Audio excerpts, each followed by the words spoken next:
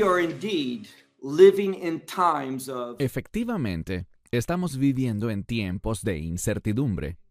Y además, hay gran confusión entre muchos creyentes hoy en día.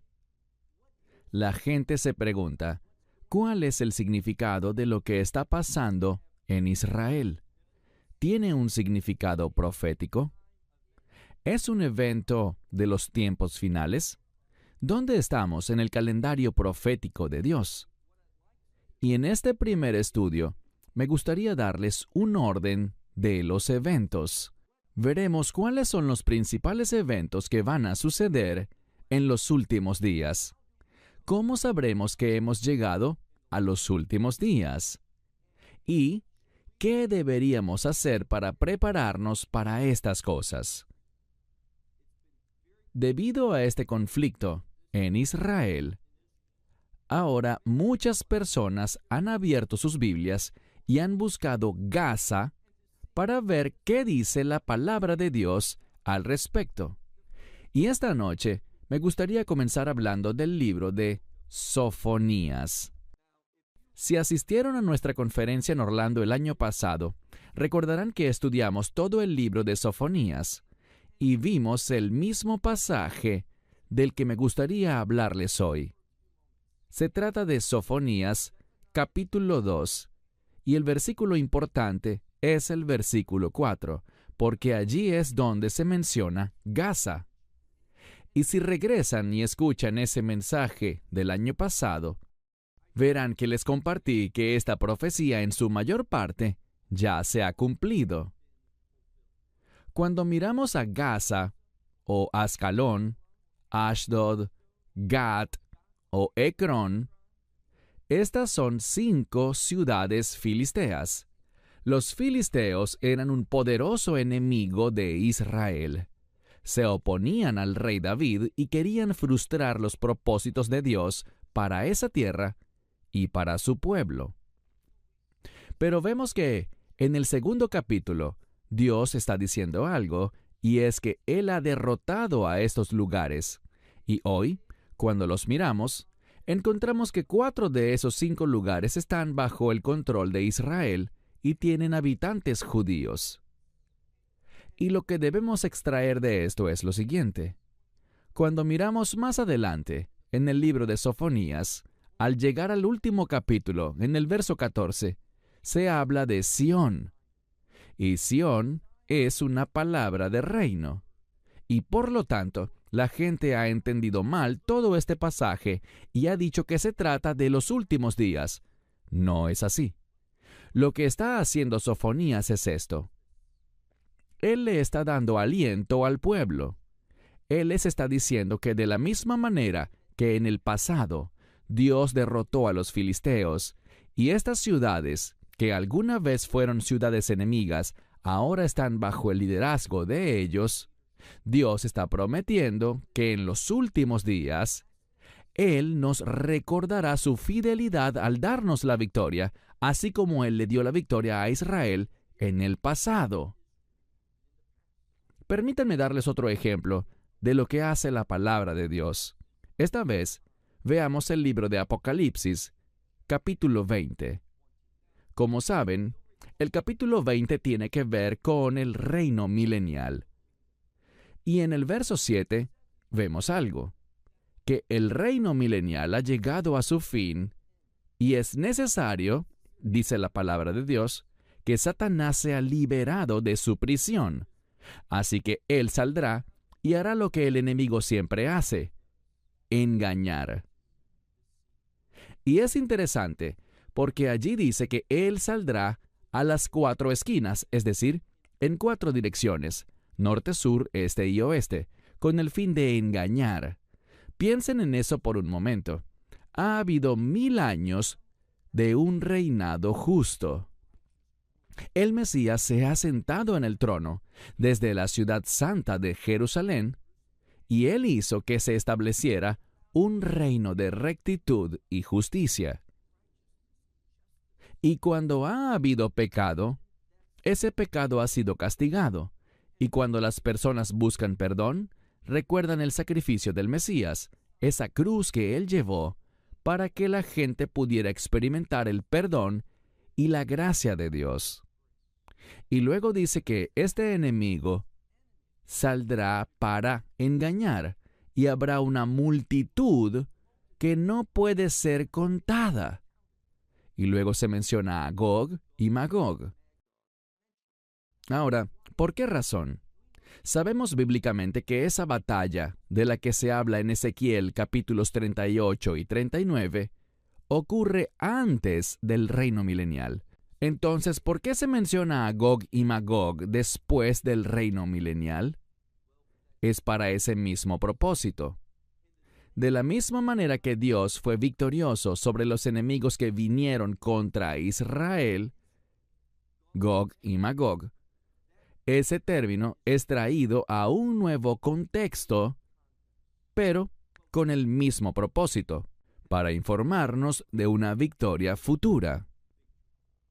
Dios ganó la batalla de Gog y Magog, y también derrotará a Satanás y a esa gran multitud que será engañada por él para atacar a los santos en la ciudad santa. Tenemos aquí un principio bíblico. Y es que, cuando usamos las Escrituras y vemos el contexto apropiado, podemos tomar eso y darles esperanza a otros al hablarles de la fidelidad de Dios en la historia. Nuestro Dios es ciertamente un Dios fiel en todas las generaciones. Y luego vemos algo más en la palabra de Dios. Vemos en las Escrituras que habrá un aumento de la influencia de Irán. Quisiera que viéramos otro pasaje de las Escrituras, uno que comentamos hace algunos años, y es el libro de Daniel, capítulo 8. Yo les sugeriría que el capítulo 8 de Daniel es una de las escrituras más relevantes para entender lo que está pasando hoy. Sí, esa batalla está pasando en Gaza, pero encontramos que la verdadera fuerza detrás de Hamás, la verdadera fuerza detrás de Hezbollah, la verdadera fuerza que trae inestabilidad, no solo en Medio Oriente, sino proféticamente lo hará en todo el mundo, es Irán. Y lo trágico es que tantos comentaristas, y les invito a no confiar en lo que estoy diciendo, sino a mirar y estudiar este capítulo en Internet. Y encontrarán que la gran mayoría de los comentaristas cristianos ubican Daniel capítulo 8 en el pasado y dicen que tiene que ver con Alejandro Magno y ese periodo de tiempo. Eso no es bíblicamente correcto. Y permítanme mostrarles una prueba de eso. Miren conmigo, como dije, Daniel capítulo 8, y quiero que leamos el versículo 17. Daniel capítulo 8, verso 17. Porque cuando miramos este verso, dice aquí al final, que esta visión, dice, Leet Ketz, Hei Hazon, que significa lo siguiente. Esta visión es para los tiempos finales. Esa es la traducción exacta de la parte final del verso 17.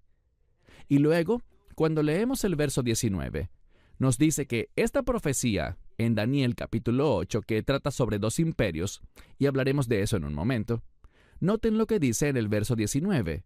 Be'aharit ha-za'am, que significa, esta profecía traerá el fin de la ira de Dios en este mundo. Ese es un evento de los tiempos finales. No es algo del pasado, no tiene nada que ver con Alejandro Magno.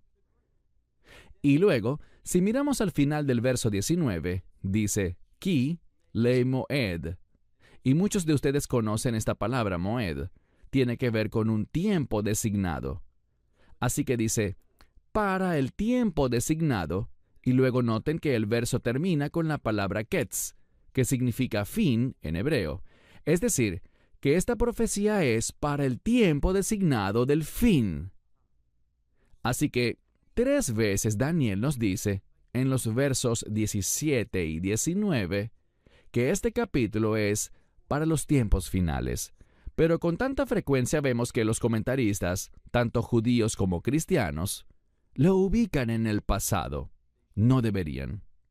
Al estudiar el capítulo 8 de Daniel, encontrarán que se mencionan dos bestias y la primer bestia se llama el carnero.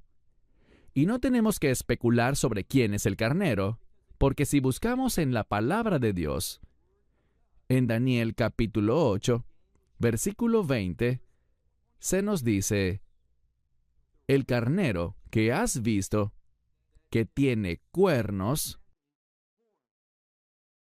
son los reyes de los medos y los persas. Los medos y los persas representan un antiguo imperio en la tierra que hoy conocemos con el nombre de Irán. Y por tanto, cuando miramos el capítulo 8 de Daniel, debemos anticipar algo. Y estamos viendo el comienzo de eso ahora mismo. Y es lo siguiente: que habrá un imperio, el cual podemos imaginar también como una coalición de naciones que se reunirá en ese mismo lugar donde actualmente se encuentra Irán. Ese imperio es conocido como el carnero. ¿Y qué es lo que hará? Oigan con atención. Este imperio causará inestabilidad en todo el mundo. Eso es lo que podemos esperar. Y eso es lo que estamos viendo hoy. Ahora bien, lo que está pasando actualmente, en mi opinión, es solo el comienzo de lo que esta profecía revelará. Irán crecerá en poder y en influencia. Y esto lo vemos incluso hoy en día.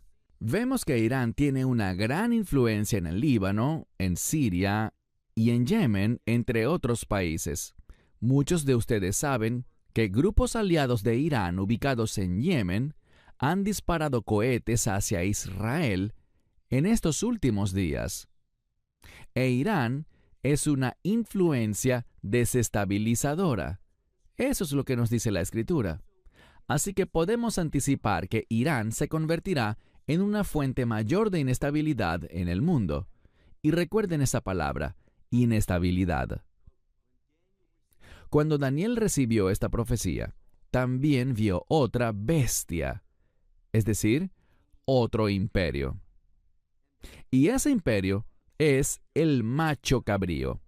En el tiempo que nos queda esta noche, que es una buena cantidad de tiempo, me gustaría que viéramos un orden de eventos para que no estemos confundidos y no seamos engañados por otros, y podamos saber con certeza lo que va a pasar en el futuro. Y tal como nos lo ha mandado el Mesías, cuando veamos que comienzan estas cosas, debemos sentir ánimo. Debemos entender que todas estas cosas son necesarias. De hecho, el Mesías usa una palabra que es muy importante y habla de algo que debe suceder obligatoriamente para que la voluntad de Dios sea establecida. Y en los últimos días, Él habla de varios eventos que tienen que suceder.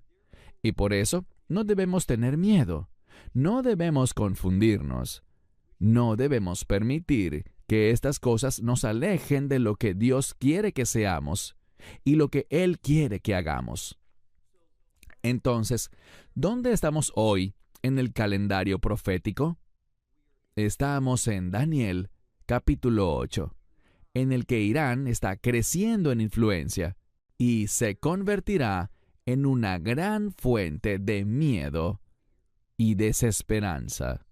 Porque al estudiar el capítulo 8, y allí dice que el carnero, que es Irán, junto a una coalición de otras naciones, logrará inicialmente lo que Irán quiere. Y, por lo tanto, la gente se sentirá sin esperanza. Este imperio crecerá, pero este no es el imperio del anticristo. Y por más malo que sea este imperio, veremos algo. Veremos que otro imperio, llamado el macho cabrío, surgirá. Cuando estudiamos el capítulo 8 de Daniel, aprendemos algo. El imperio del macho cabrío o la cabra es el imperio del anticristo. Y sabemos algo sobre el imperio del anticristo. Leemos, por ejemplo, en Apocalipsis capítulo 13, y veremos ese pasaje en otra sesión más adelante. Allí encontramos que ese imperio del anticristo recibe poder y autoridad. ¿De quién? De Satanás. Hoy estamos viendo que la influencia de Irán está extendiéndose por todo el Medio Oriente. Pero nos dicen algo más que eso. Se nos dice que Irán saldrá del este hacia el oeste, el norte y el sur, y causará desesperanza. Va a crecer y a lograr por un tiempo su objetivo. ¿Y entonces qué? Entonces veremos surgir otro imperio. ¿De dónde? Bueno, aquí tampoco hace falta especular. ¿Qué dice la palabra de Dios? Miremos de nuevo la Escritura en Daniel capítulo 8, verso 21, donde habla acerca de ese macho cabrío, y dice que es el rey de Yaván. En sus Biblias seguro dirá Grecia, y eso está bien, pero la palabra Yaván, en la época de Daniel, no se refiere a una sola nación que hoy llamaríamos Grecia, sino que es una palabra que tiene que ver con Europa. Y es por eso que sabemos, basados en este versículo del capítulo 8 de Daniel, que el imperio del anticristo saldrá de Europa. Entonces, ¿dónde estamos? Estamos viendo a Irán crecer y convertirse en una influencia maligna en este mundo. Y podemos anticipar en el futuro que Irán, por toda esa inestabilidad, no logrará el éxito, sino que otro imperio lo destruirá. Leemos en el capítulo 8 de Daniel acerca de este macho cabrío, el cual tiene poderes sobrenaturales. Y me dirás, ¿dónde está eso en la Escritura? Esto es porque dice que el macho cabrío es capaz de moverse sobre la tierra sin tocarla. Los sabios de la antigüedad enseñaron que esta expresión se usó en el Antiguo Testamento para hablar de su carácter sobrenatural, porque en los tiempos antiguos no se podía viajar sin tocar el suelo. Y lo que dice aquí es que este macho cabrío, este imperio del anticristo, tendrá poderes sobrenaturales. Y este mismo imperio destruirá al carnero. Ahora, ¿dónde estamos? Bueno, cuando miramos las Escrituras encontramos algo. Encontramos que este imperio, conocido como Irán, traerá una gran inestabilidad y caos a todo el mundo. Y por tanto, debemos esperar algo. Debemos esperar las mismas cosas que dijo el Mesías. Vemos que encontramos en la palabra de Dios, y busquemos, por ejemplo, el pasaje de Mateo, capítulo 24. Libro de Mateo, capítulo 24. Aquí vemos que el Mesías está hablando de algo. Él está hablando del comienzo de los dolores de parto. Algunos han tratado de hacer una distinción entre los dolores de parto y el parto en sí. En la palabra de Dios no hay tal distinción. Entonces, ¿por qué habla el Mesías acerca de dolores de parto? Porque los dolores de parto tienen un propósito. Hay algo que se producirá y tendrá un resultado que está lleno de alegría. Así que es una jornada difícil, pero termina bien. Por lo tanto, si miras Mateo 24, verso 4, observen que el Mesías está hablando con sus discípulos. ¿Y qué les dice? Y Yeshua respondió y les dijo. A pesar de que Él les está hablando a sus discípulos hace casi 2000 años, esto tiene relevancia para los discípulos en los últimos días también, cuando estos eventos de los que estaremos hablando se estén llevando a cabo. Y noten lo que dice. Él respondió y les dijo, en primer lugar, miren. Quiero que recuerden esa palabra, miren o vigilen. Es interesante porque en el Nuevo Testamento, el Mesías pronunció esta palabra y usó 3 palabras griegas diferentes para decirle a sus discípulos que miraran o que velaran.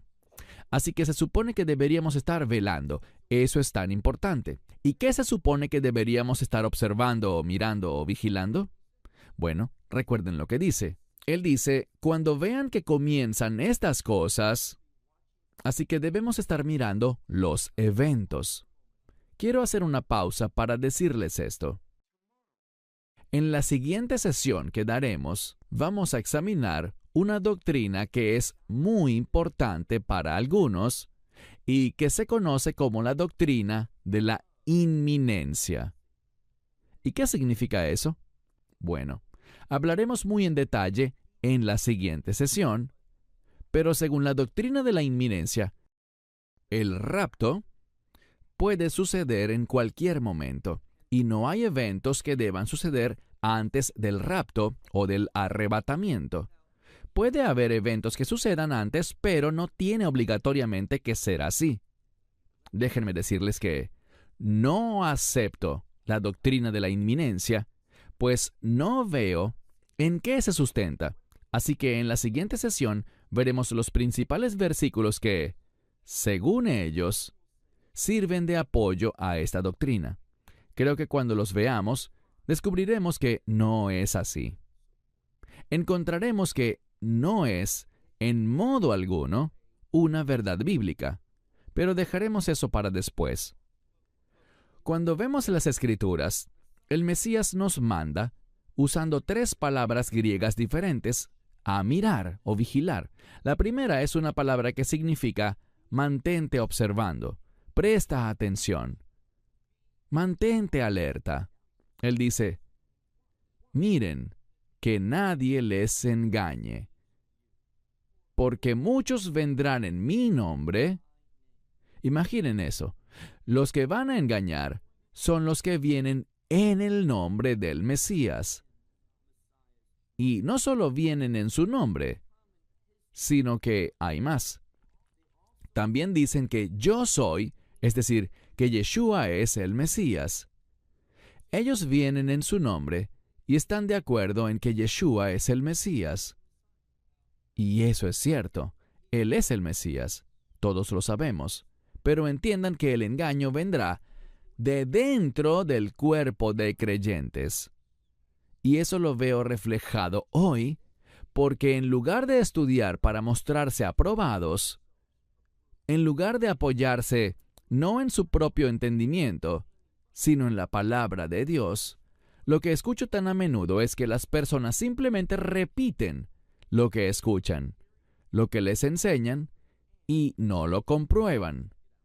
Mi esperanza es que de todo lo que comparto con ustedes, tomen notas y lo revisen para ver si les he dicho la verdad, si estas cosas que les comparto son claramente bíblicas.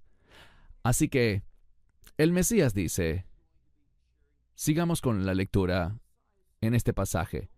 No dejen que nadie les engañe, porque muchos vendrán en mi nombre diciendo que yo soy el Mesías. Y noten lo que dice aquí. Y muchos, ahí está puesto el énfasis, esa es la parte destacada. Y muchos, y la palabra para ser engañados, si la estudian bien, habla de ser llevado por mal camino. Es decir, ser llevado a la inmoralidad. Esas cosas que no representan o se relacionan con el carácter de Dios. Y veremos que eso se refiere al imperio del anticristo. Recuerden que el anticristo es llamado el hombre de iniquidad. Es decir, él es alguien que odia la justicia de Dios. Dice aquí, y muchos serán llevados por mal camino, pero ustedes están a punto de oír de guerras y rumores de guerra. ¿Y qué es lo que se nos manda? Él dice, Miren que no los turben. No tengan miedo de estas cosas. Miren que no se turben. ¿Por qué? Aquí es donde dice la palabra importante. Porque todas estas cosas es necesario que vengan, pero el fin no es todavía. Esa palabra fin es muy importante. Debemos preguntarnos si vamos a tener una opinión sobre los últimos días. ¿A cuál fin se está refiriendo él en este pasaje? Y suele pasar que la gente es descuidada y no hace el trabajo necesario. Muy pocas personas saben que esta palabra para fin es diferente de lo que le preguntaron los discípulos en el verso 3, cuando ellos dicen, ¿cuándo sucederán estas cosas? ¿Y cuál es la señal de tu venida? Y, al final del verso 3 dicen, y del fin del siglo. Y si bien casi todas las Biblias traducen eso de la misma manera, es una palabra diferente. Tiene la misma raíz, pero hay una preposición diferente. La palabra fin, que habló el Mesías en el pasaje que vimos hace unos minutos, no tiene esa preposición. Se trata de un fin específico. ¿Y a qué se refería el Mesías? Bueno, él habló de este fin varias veces. Por ejemplo, él lo menciona en este verso que estamos analizando y vuelve a decirla en los versos 13 y 14. Y el fin al que se refiere el Mesías es el fin de la era de la iglesia. Veremos evidencia de eso más adelante. Pero cuando el discípulo dijo, ¿cuándo es el fin del siglo?, se usó una palabra diferente que habla de un tiempo en el que todo llega a su conclusión. Ellos están hablando de un fin diferente. Ellos quieren saber cuándo viene el Mesías a establecer su reino. Pero aquí tenemos un principio importante.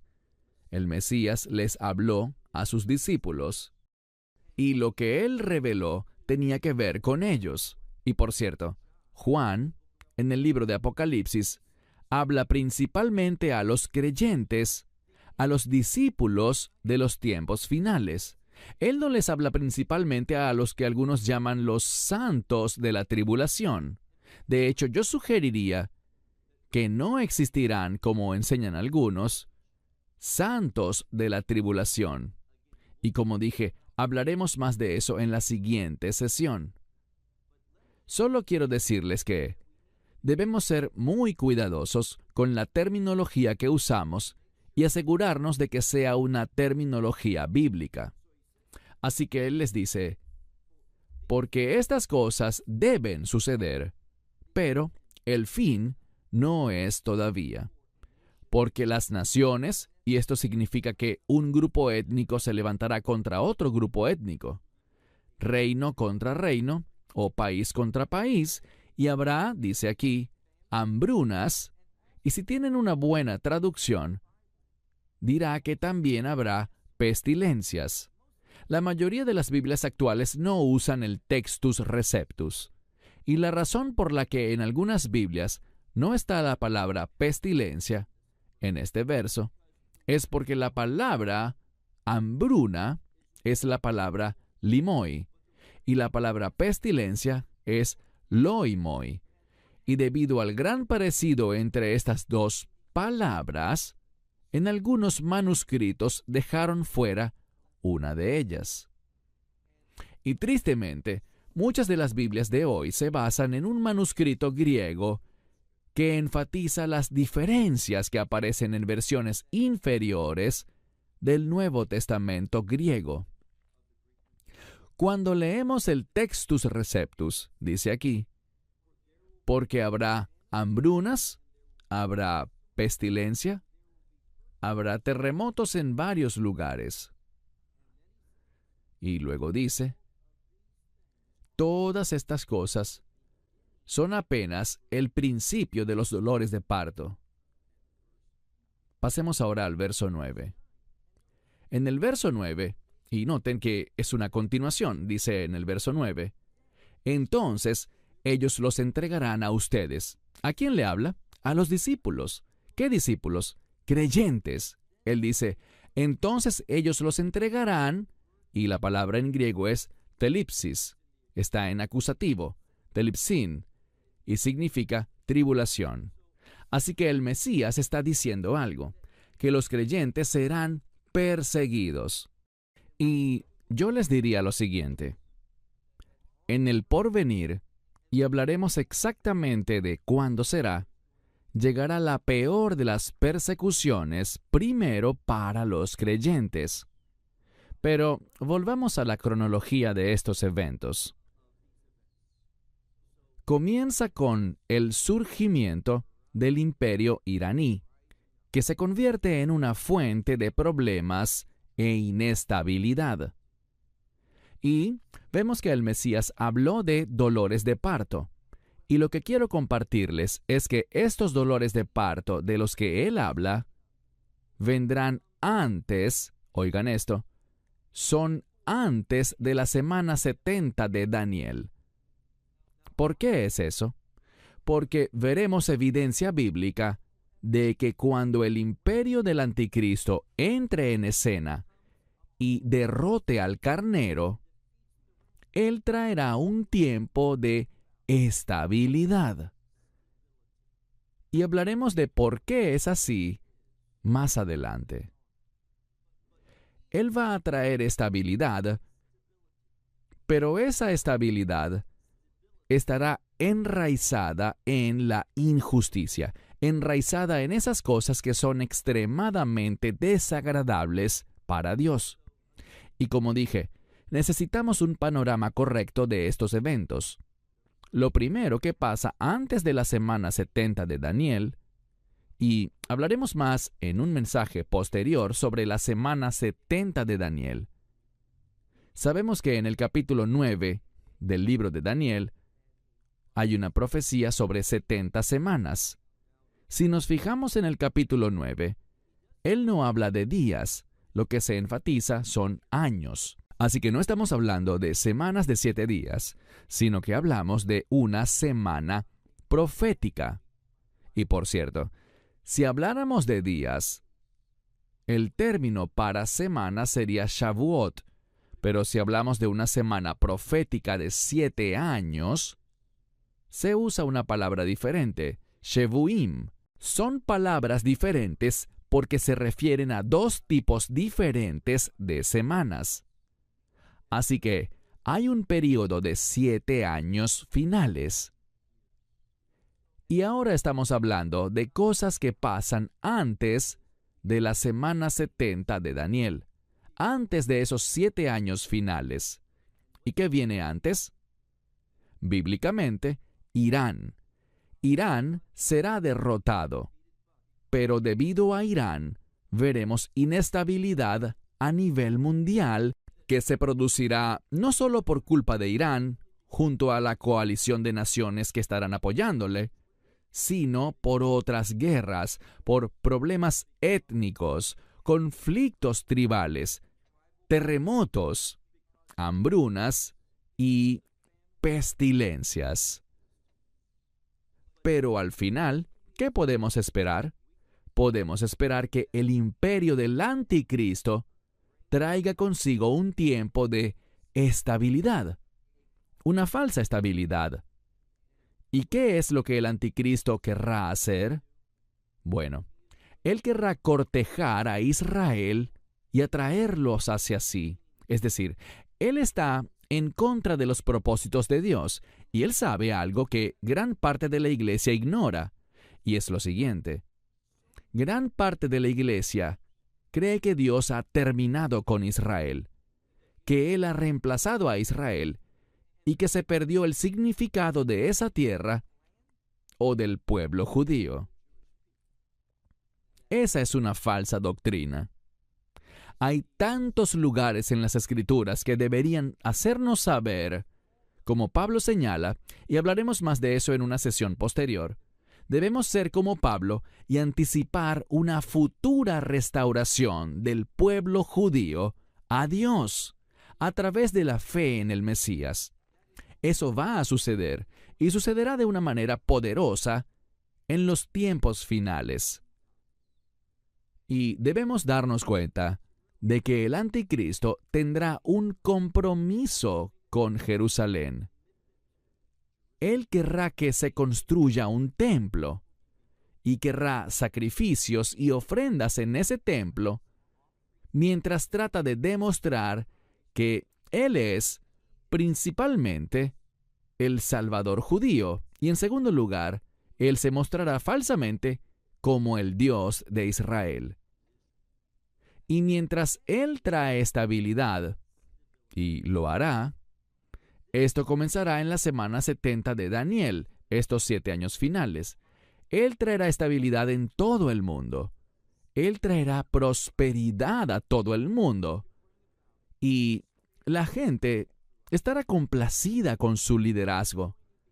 Pero habrá un grupo que reconocerá al anticristo por lo que verdaderamente es. Un estudio posterior que haremos durante esta conferencia se enfocará en la siguiente pregunta: ¿la iglesia verá al anticristo? Antes de responder, veremos lo que dice la palabra de Dios, y lo haremos en otro mensaje durante esta conferencia. Pero el anticristo se mantendrá activo. Parecerá tener éxito. Él traerá muchas cosas aparentemente buenas al mundo. Pero, ¿cuál es el carácter de ese imperio del anticristo?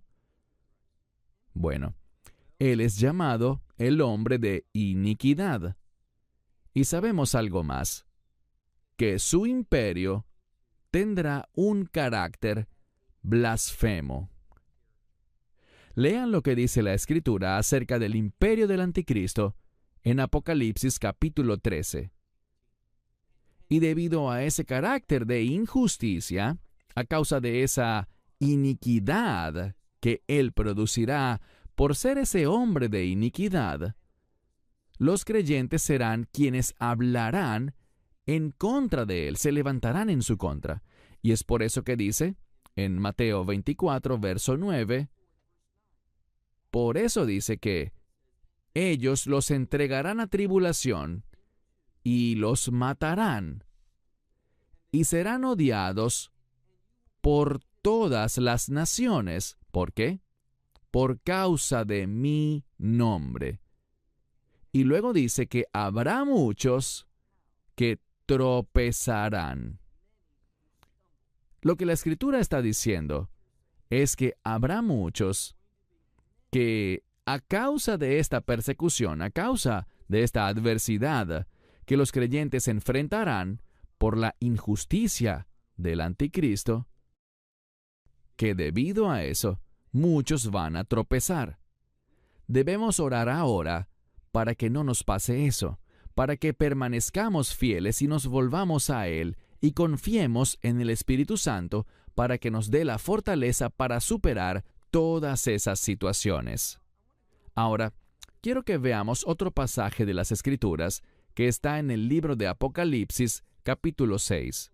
Libro de Apocalipsis, capítulo 6. Revisaremos varios capítulos del libro de Apocalipsis en estas sesiones.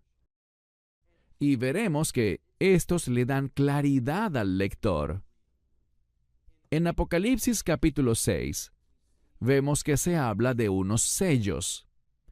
Estos sellos, aunque el Cordero es quien los abre porque Él es Dios soberano, Él está en control, pero Él no es la causa de lo que está sucediendo en los juicios de estos sellos. En los próximos minutos, quiero que nos concentremos en los 4 primeros sellos.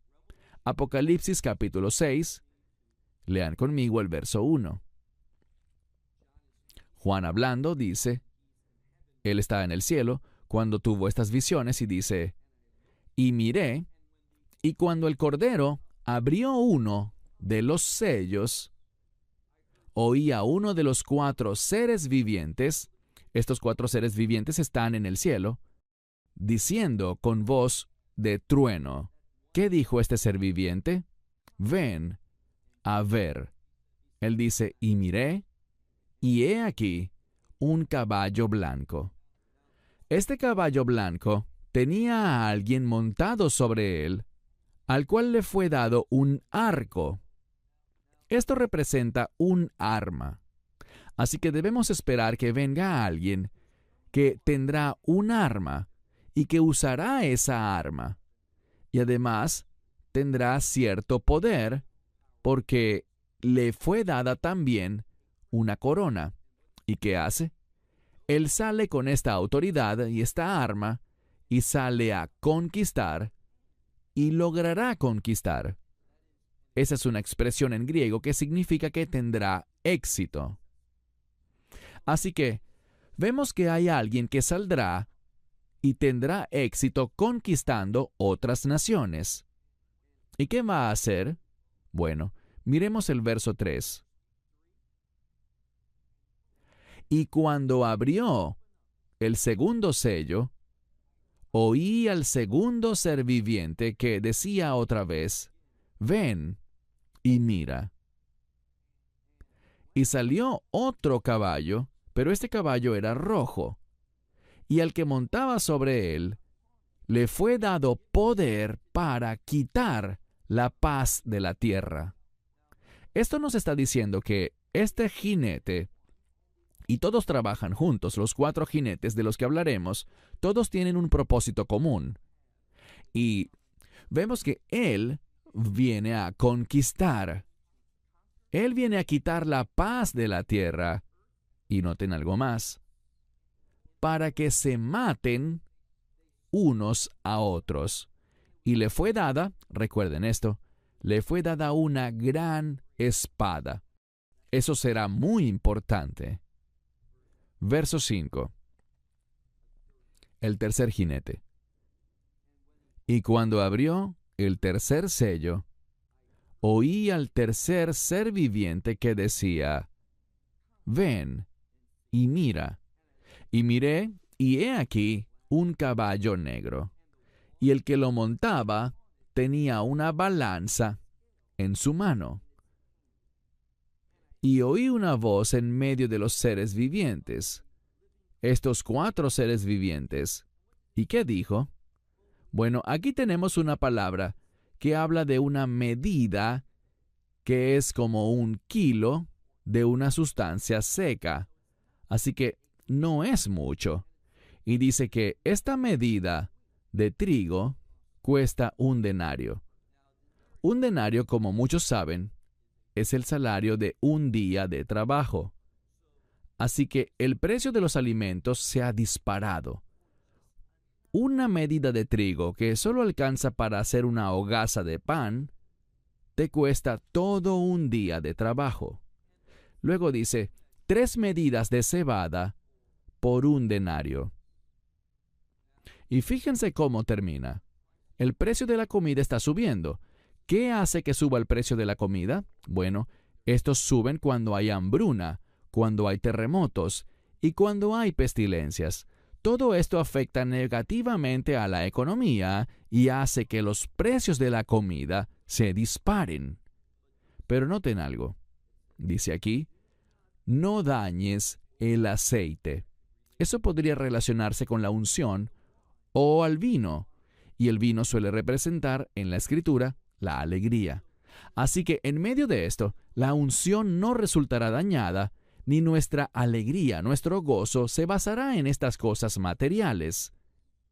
Dios puede enseñarnos y hacer que tengamos esa paz que sobrepasa todo entendimiento. Pero aquí es donde se pone interesante. Llegamos al 4 jinete. Verso 7. Y cuando abrió el 4 sello, oí la voz del 4 ser viviente que decía, ven y mira. Y miré, y he aquí un caballo. Y no sé por qué con tanta frecuencia traducen mal los textos bíblicos.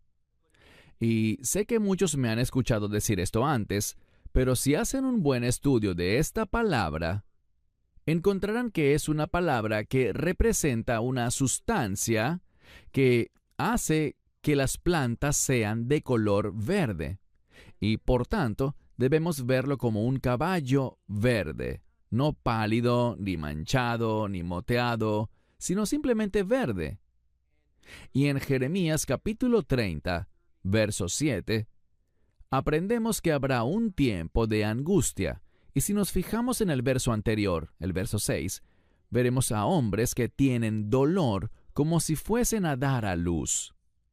Lean eso en el capítulo 30, los primeros 7 versos, y sus rostros se vuelven, y allí se usa la palabra en hebreo que es traducida de diferentes maneras, pero esa palabra en hebreo significa verde. ¿Por qué? El verde simboliza el dolor. Permítanme detenerme un momento y compartir algo respecto a Satanás y el anticristo. En realidad, el anticristo es una especie de Satanás encarnado. Tanto el anticristo como Satanás aman ¿qué cosa? La adversidad. Eso es lo que significa el nombre Satanás. Ellos causan dolor y sufrimiento por el mero propósito de causar dolor y sufrimiento. Se deleitan al ver la miseria y el sufrimiento de los demás. Y es así como se está describiendo al cuarto jinete. Sigamos leyendo. El cuarto ser viviente dice, ven y mira. Y miré, y he aquí, un caballo verde. Y el que lo montaba tenía un nombre. ¿Y cuál era su nombre? Muerte. Ahora bien, el Mesías dice, he venido para que tengan vida y la tengan en abundancia. Nuestro Dios es el Dios viviente. Y lo que vemos aquí no tiene nada de eso. Estos juicios de los sellos no tienen nada que ver con Dios. En otras palabras, lo que estamos hablando aquí y el origen de todas estas cosas no es Dios. No representa su ira ni su juicio. Nada de eso ha sucedido todavía. Dice aquí que el nombre que éste tenía era muerte. Y vemos que el infierno, literalmente, le seguía. Así que estaba relacionado con el infierno, y esa es una pista satánica. Y dice que se le dio autoridad para matar a 1/4 parte de la tierra. ¿Recuerdan a este primer jinete, al del caballo blanco? Él salió a conquistar. Y aquí vemos que éste gobernará sobre 1/4 parte de la tierra. La mayoría de los eruditos ven eso como 1/4 de la superficie terrestre. Y sabemos que el imperio del anticristo será un imperio mundial. Y veremos otra prueba de eso en la siguiente sesión. Así que él gobernará sobre 1/4 parte de la tierra. ¿Y cómo hará eso? Dice aquí, con una espada. Eso es significativo porque vemos que el segundo jinete sobre el caballo rojo saldrá para quitar la paz. ¿Y qué se le dio? Una espada. Y luego cuando miramos al caballo negro, el jinete que lo montaba tenía que ver con precios elevados, lo cual se relaciona con una hambruna. Y vemos aquí que también se menciona una hambruna, y luego la muerte, y también las bestias de la tierra. ¿Cuándo vienen las bestias? Cuando hay hambre, cuando hay desastres naturales o cuando hay pestilencias. Ellas vienen a la ciudad. Y lo que las escrituras hacen aquí es unir a ese cuarto jinete con los 3 primeros. Forman una unidad. Son una sola cosa. Y lo que vemos aquí es que estos 4 jinetes provocan un cambio en el mundo. Quitan la paz, traen un tiempo de inestabilidad. Y todo eso lo usará el anticristo con el fin de ganar control en todo el mundo. Lo que es importante que sepamos es que cuando llegue la semana 70 de Daniel, vemos que el 5º sello será lo que deberíamos estar mirando. ¿Por qué? Ya se los había comentado. El anticristo se manifestará en un tiempo de estabilidad. ¿Cuál es la base para eso? Bueno, les mencioné varias veces la importancia de Apocalipsis capítulo 13. ¿Saben qué es Apocalipsis 13? Es una especie de visión general de lo que fue revelado en el libro de Apocalipsis en todos los capítulos anteriores. Es como volver atrás y mirar lo que va a pasar. Y lo que encontramos es que habrá una bestia, que es ese imperio, y esa bestia saldrá de la inestabilidad, y esa bestia es el imperio del anticristo. Él se levantará en un momento de inestabilidad, pero él derrotará al causante de eso, que es el carnero. Esa es la fuente de la inestabilidad.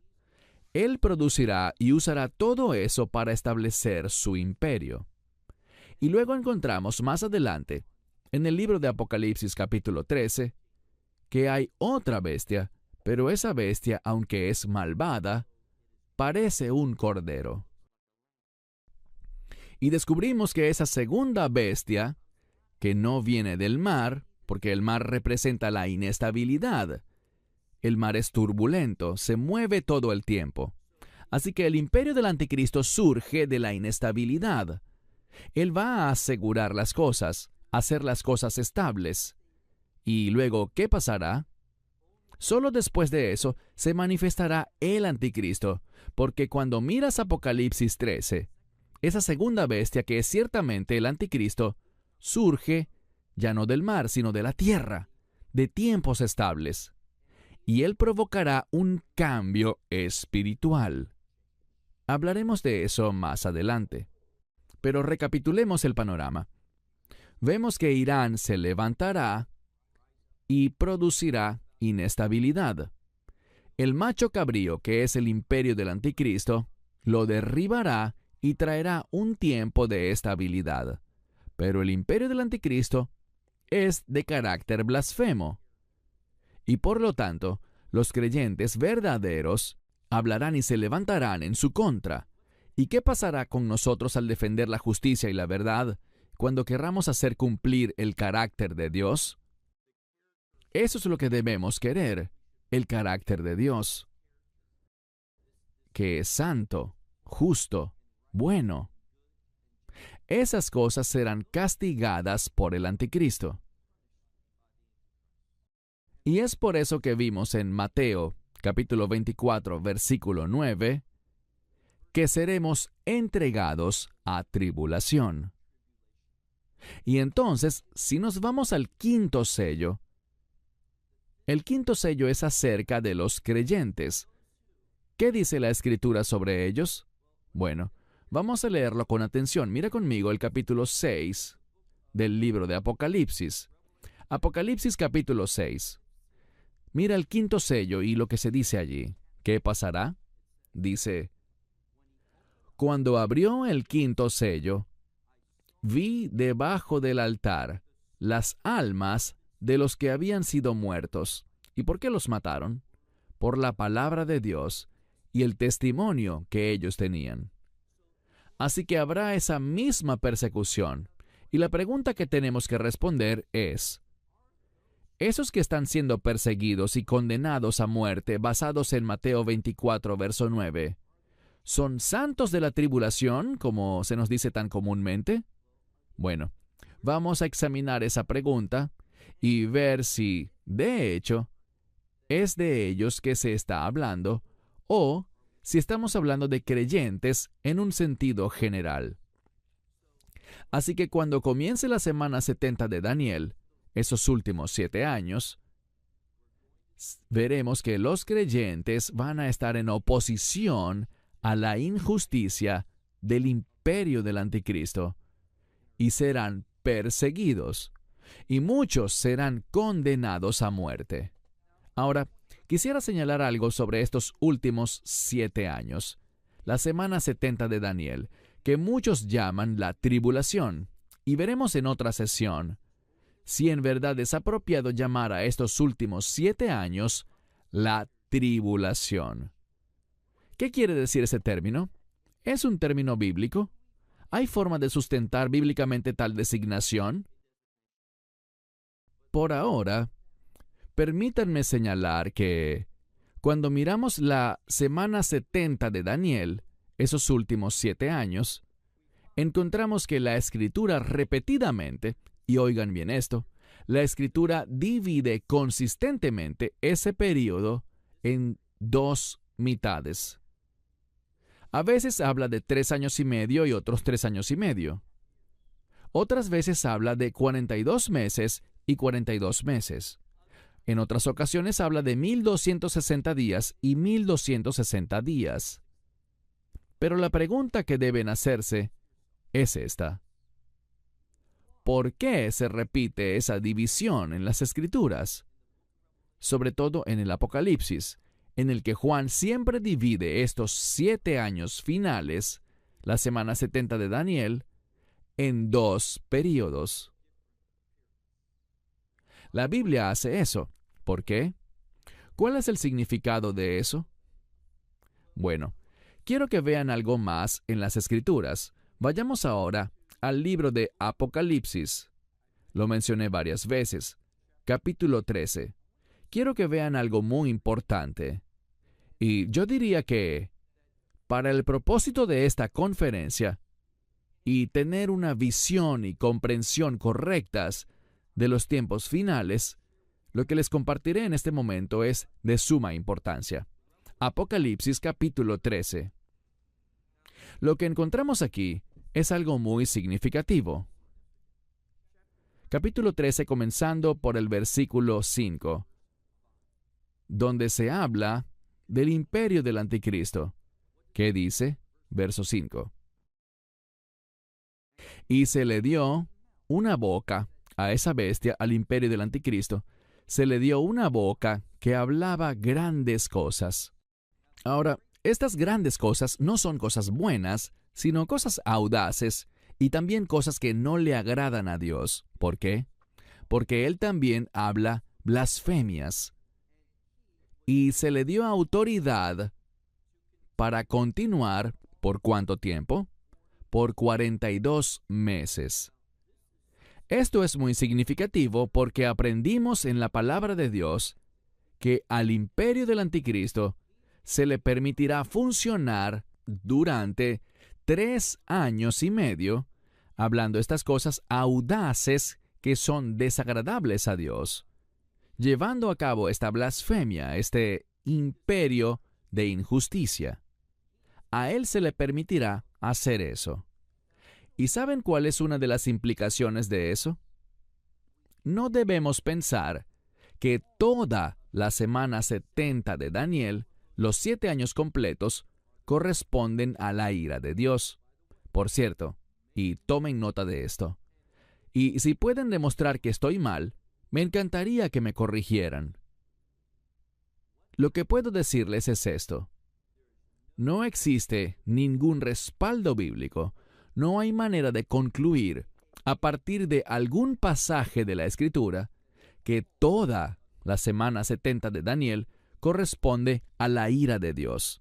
Aquí nos dicen que el anticristo será capaz de seguir haciendo su maldad y hablar su blasfemia por 42 meses. ¿Y qué hace él durante ese tiempo? Mira el verso 6.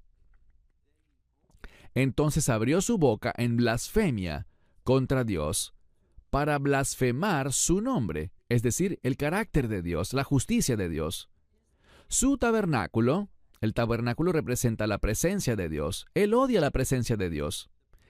Y de los que moran en el cielo.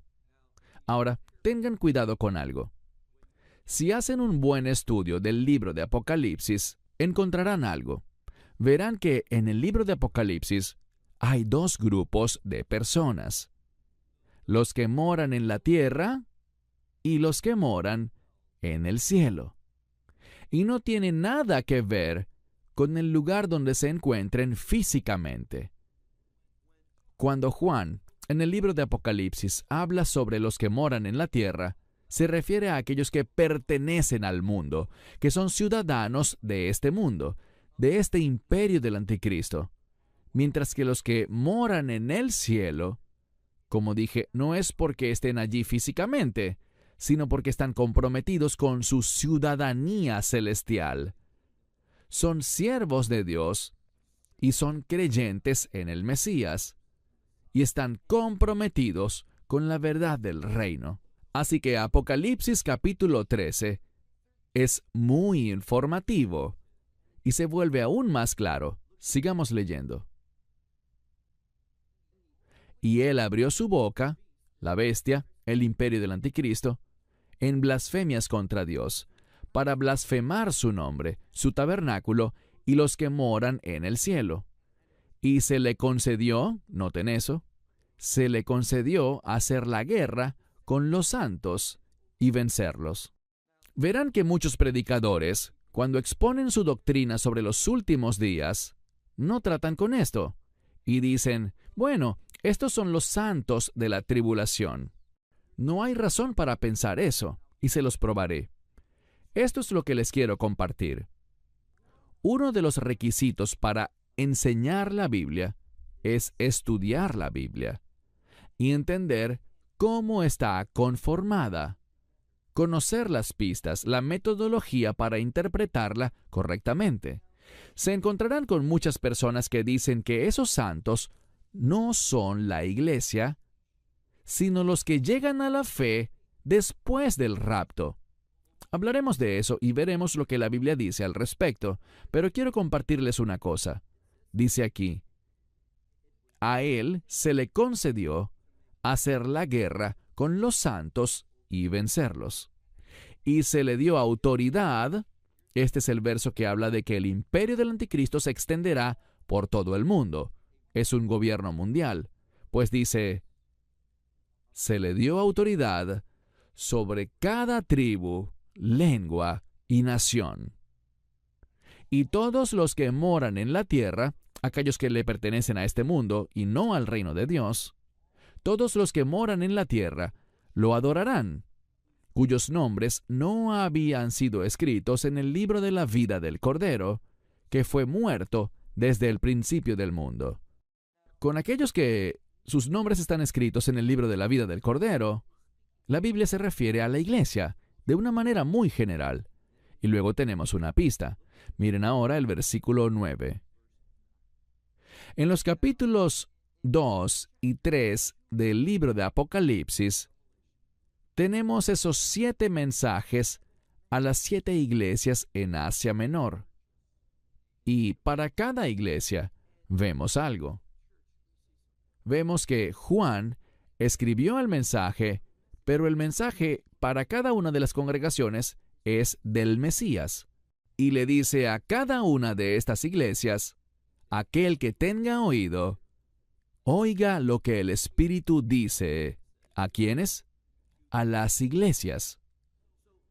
Al mirar el verso 9 de Apocalipsis 13, donde dice, si alguno tiene oído, que oiga, esto nos vincula de nuevo a Apocalipsis capítulos 2 y 3. Esta es la forma en que Juan nos hace saber que aquellos contra quienes se hará guerra, esos santos, son efectivamente la iglesia. No se trata de otro grupo, no es un grupo de personas que llegarán a la fe después del rapto. No hay razón para pensar eso. Y de nuevo, estaremos analizando eso y dedicaremos una hora completa para estudiar la pregunta, ¿existen los santos de la tribulación? Bueno, se nos ha enseñado que la semana 70 de Daniel se divide consistentemente en 2 segmentos. Ya sean segmentos de 3 años y medio cada uno, segmentos de 42 meses cada uno, o segmentos de 1260 días cada uno. Pero en el medio hay un evento muy importante, y ese evento es la abominación desoladora.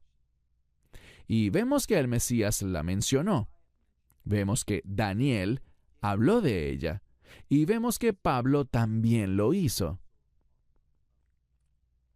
Y cuando el Mesías habló de eso, y les diré la ubicación, Mateo capítulo 24, verso 15.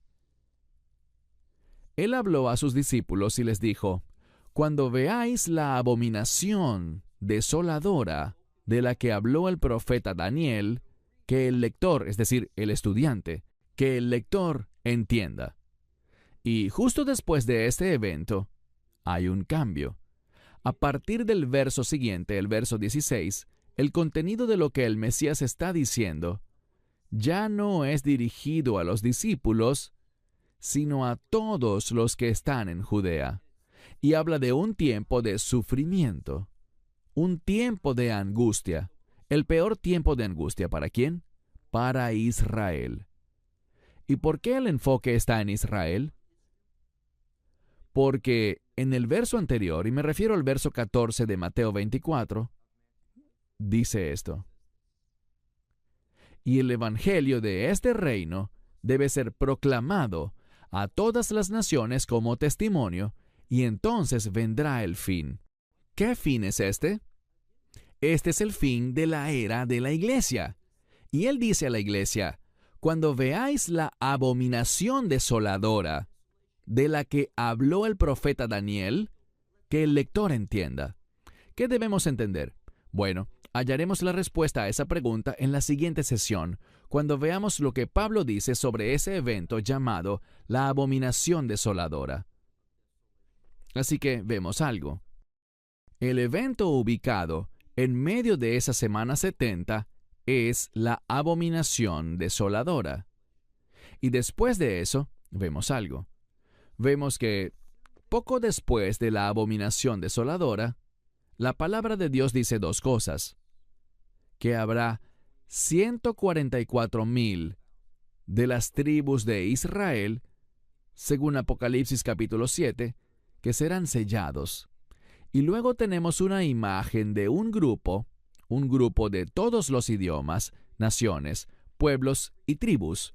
Para mí esa es la iglesia, que será llevado al cielo, y estarán de pie, en reconocimiento de que dependen de Dios para estar delante del trono de Dios, proclamando la salvación de Dios. Creo que esa es una imagen del rapto, el arrebatamiento.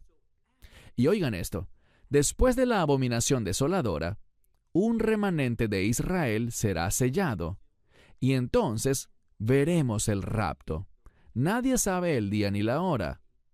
No sabemos si son unas horas después de que sellen a Israel, o unos días, unas semanas, o unos meses. Nadie lo sabe.